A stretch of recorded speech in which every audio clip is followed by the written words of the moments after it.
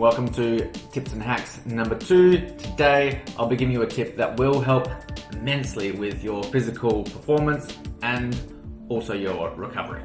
Your body is in a constant state of fluctuation, sometimes increasing temperature, other times decreasing. This process is called thermoregulation. Now, you can allow your body's temperature to be subject to its natural temperature fluctuations, which depend on the weather, time of day, the geographical location, time of the year it is, etc, etc, etc. Or you can try and alter it yourself. If you're looking to fast track your recovery and increase your muscular endurance, like I am, then perhaps maybe you want to take a level of control over this regulation. You see people controlling their body temperature everywhere to a certain degree or another. If it's too hot, you go and sit in the shade. If it's too cool, you might go and sit in the sun.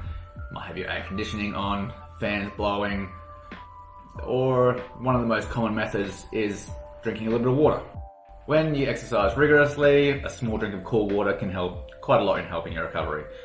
Or if you want to take it another step further, often an electrolyte heavy drink such as Gatorade or Powerade or something along those lines will also help, because as you sweat, you lose electrolytes. That's the idea behind electrolyte drinks really. The more that you replenish these electrolytes, you'll be subsequently aiding in your recovery. When we train our body quite hard, our muscles are constantly going through a state of contracting and relaxing, and just this act alone causes heat. The more that we do this, the more heat is created, and the harder it becomes to continue to perform muscular contractions or repetitions of a particular exercise. So we need to cool the body down before we can reach that peak muscular performance again. The shorter duration that you have to sit and wait to cool down between sets, the quicker you can get back up into your next working set. When it comes to cooling down the body to increase performance, we can see that over the decades, quite a lot of research has gone into exactly how to cool down best. New research, however, has shown that there are 3 areas on the body in particular that could be considered the heat superhighways of the body. If you want to warm the body up or cool the body down, these areas in particular do the job best. When properly stimulated with the correct protocols, cooling of these areas has been shown to increase athletic performance by 200 to 600% in regards to volume and repetitions performed in resistance training such as calisthenics. But huge increases have also been seen in aerobic exercises like running, swimming or cycling. These particular areas of the body can transfer heat excessively well due to the type of skin that is present on their surfaces. Their skin is known as glabrous skin. Essentially, glabrous skin is identified by a lack of hair, a set of specialized nerves, and often thicker skin. The epidermis is approximately about 1.5 millimeters, with the dermis sitting at about 3 millimeters thick.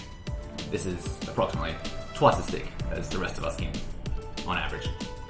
The 3 areas on our body that are known to have the most globular skin are palms of our hands, soles of our feet, and just above the eyebrows, this section of skin here, where you see no one can grow hair.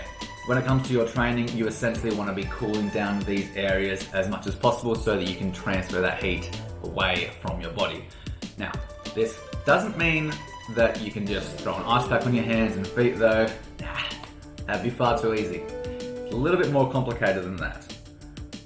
Instead, you need to have a very particular temperature on those skin areas.